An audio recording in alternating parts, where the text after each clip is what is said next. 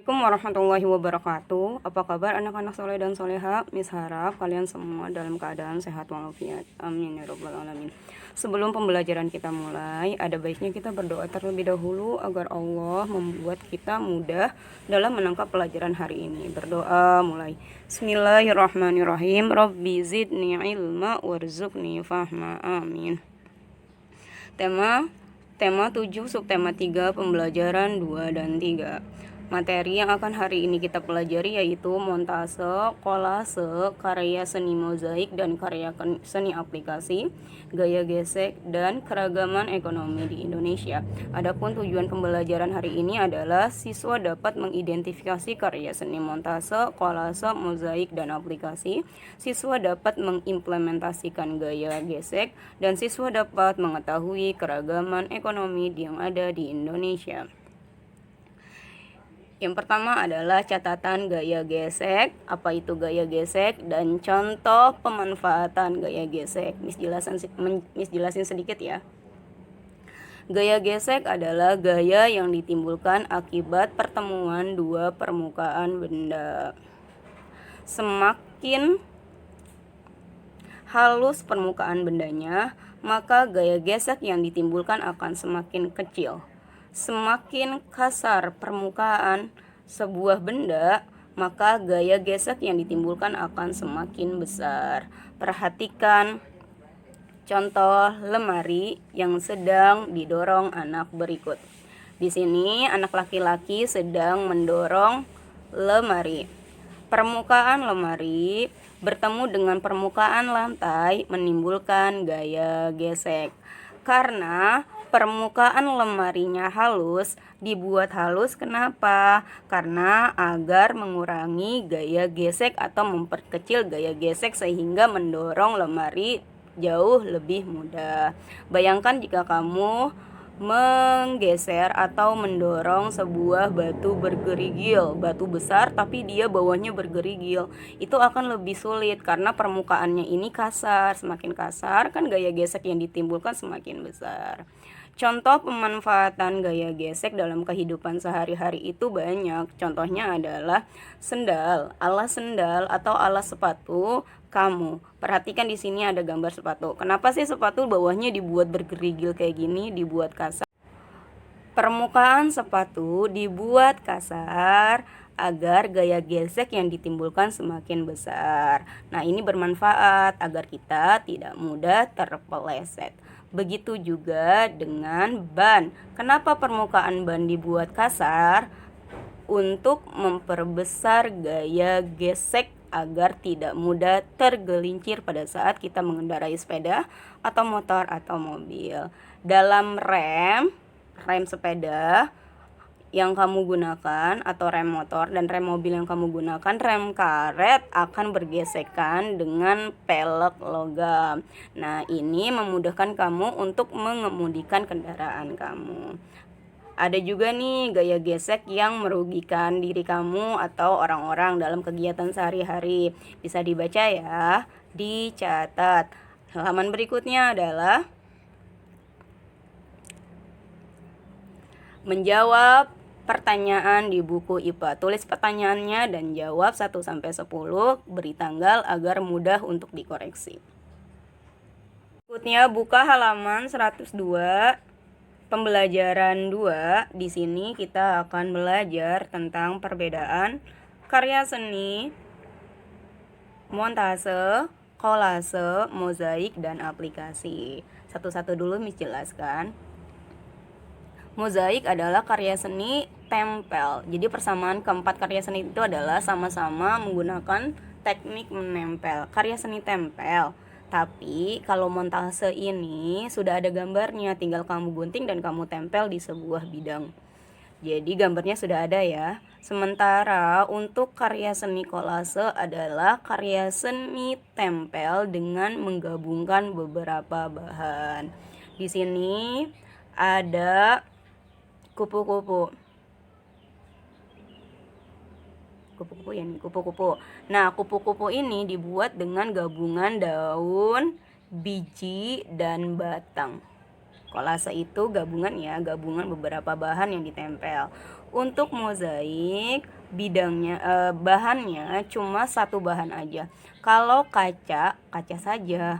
Kalau kertas saja. Kalau batang saja. Di sini mozaiknya menggunakan kertas, tapi kertasnya warna-warni. Satu bahan kertas aja yang terdiri dari beberapa warna. Sudah begitu dia bahannya lebih kecil-kecil dibandingkan dengan kolase. Nah, ada juga karya seni aplikasi. Karya seni aplikasi ini adalah yang kita buat polanya. Kalau kamu mau gambar, mau nempel perahu, kamu harus buat dulu pola perahu, kamu gunting, baru bisa kamu tempel di bidang yang kamu inginkan. Untuk halaman 102 dijawab ya, ini sebagai tugas kedua karena tugas pertama kamu adalah tadi catatan. Tugas kedua kamu menurutmu bagaimana cara membuat karya seni montase? Lalu bagaimana cara membuat karya seni kolase dan sebagainya sampai halaman 3 dikerjakan. Ada penjelasan di halaman 104, montase itu adalah menempelkan gambar-gambar yang sudah jadi seperti yang tadi Miss jelaskan. Untuk memperkuat bisa kamu baca lagi. Lalu di bawahnya ada cara-cara membuat karya seni montase di halaman 104, silakan dibaca. Cara membuat kolase, cara membuat karya seni mozaik, dan cara membuat karya seni aplikasi. Lalu di halaman 105 ada wacana mempercantik dekorasi rumah ruang tamu dengan seni mozaik. Silahkan dibaca. Dan temukan informasi baru atau pengetahuan baru pada bacaan mempercantik dekorasi ruang tamu dengan seni mozaik. Tulis di buku bahasa Indonesia. Kasih halamannya ya nak. Tulis berapa pengetahuan baru? 5 aja. 5 pengetahuan baru. 5 pengetahuan baru di mempercantik dekorasi ruang tamu dan dengan seni mozaik.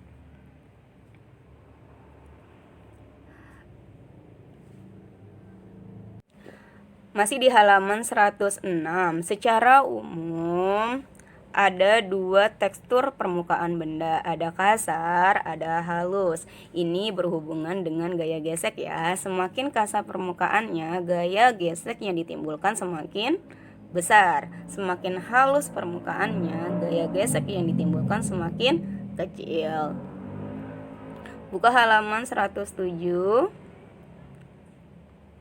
Apa contoh gaya gesek dalam kehidupan sehari-hari? Yang tadi, ban sepeda sengaja dibuat bergerigil atau kasar untuk manfaatnya untuk menghindari split atau terpeleset. Seperti itu. Nomor 2, mengapa permukaan ban kendaraan dibuat kasar? Yaitu untuk menghindari agar tidak mudah terpeleset. Lalu yang kamu kerjakan adalah 108.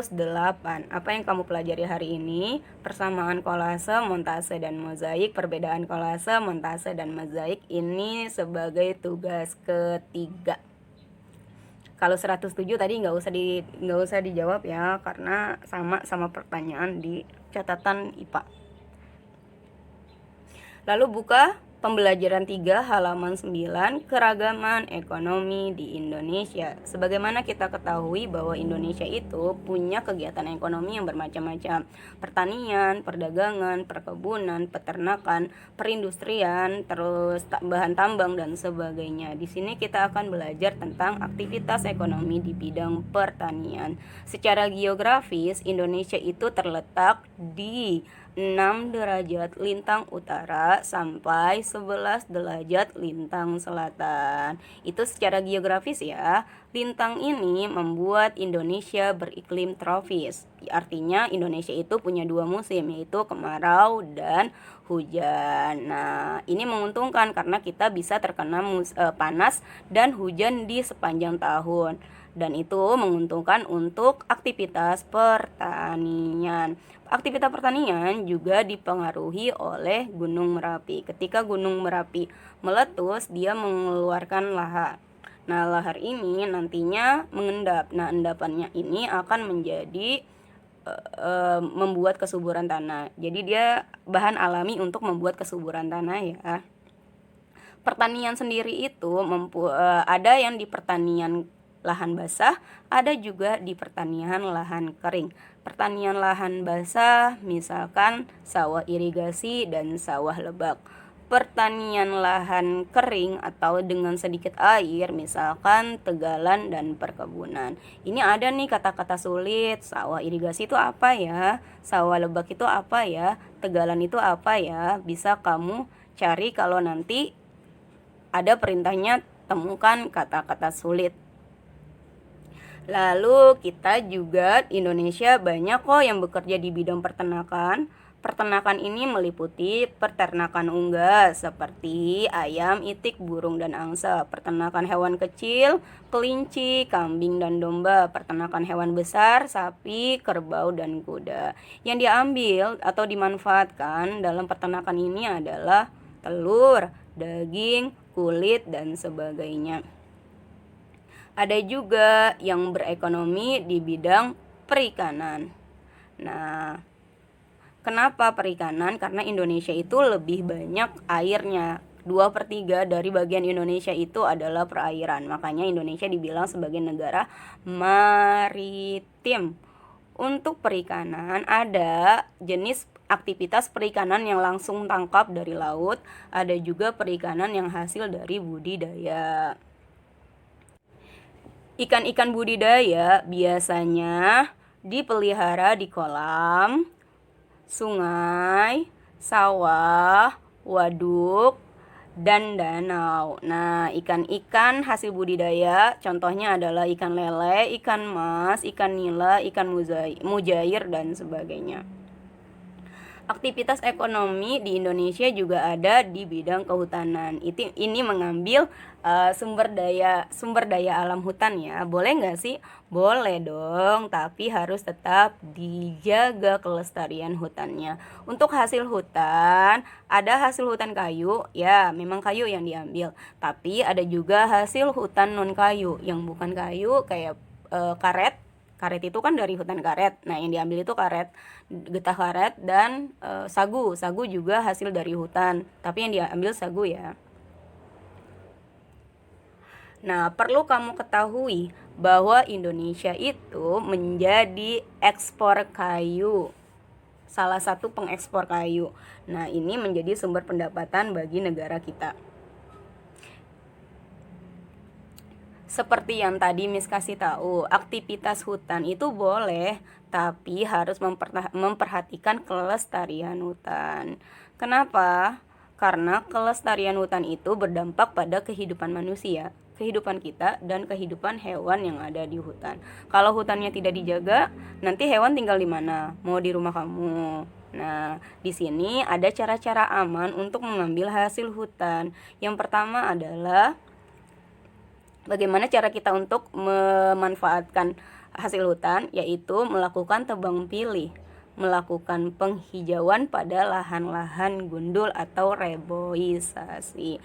Kenapa kita harus menjaga hutan? Karena hutan adalah paru-paru dunia yang bermanfaat untuk kita manusia dan untuk hewan-hewan yang tinggal di hutan. Di sini ada beberapa fungsi hutan. Apa sih fungsi hutan? Hutan adalah cadangan air. Hutan sebagai penyeimbang iklim. Hutan juga sebagai cadangan makanan. Hutan juga sebagai tempat habitat flora dan fauna. Hutan juga sebagai sumber cadangan oksigen. Hutan juga dimanfaatkan sebagai objek wisata. Nah, di sini ada tugas ketiga. Dari teks bacaan Keragaman Ekonomi Indonesia, tulis informasi barunya. Karena ada banyak ya, tadi dari 109 kalau nggak salah sampai 112 kamu tulis informasi baru dengan menggunakan peta pikiran. Peta pikiran misalkan di sini keragaman ekonomi di Indonesia. Tadi keragaman pekerjaan dari pertanian. Pertanian itu informasi barunya 2 aja.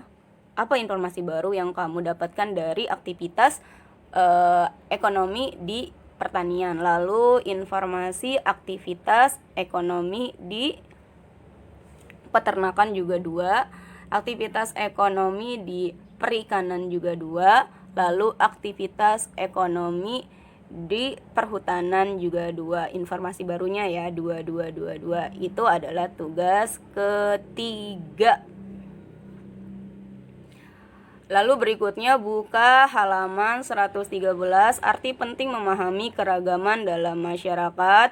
Baca wacananya. Apa sih dampak negatif yang ditimbulkan kalau kita tidak memahami keberagaman yang ada di Indonesia? Baca dampak negatifnya 1 sampai 7.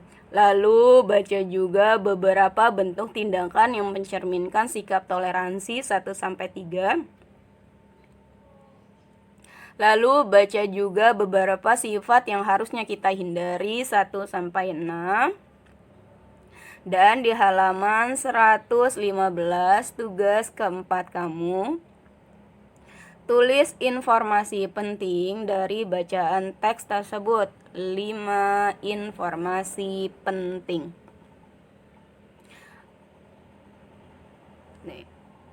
Dan jawab, ayo renungkan di halaman 115 sampai 116.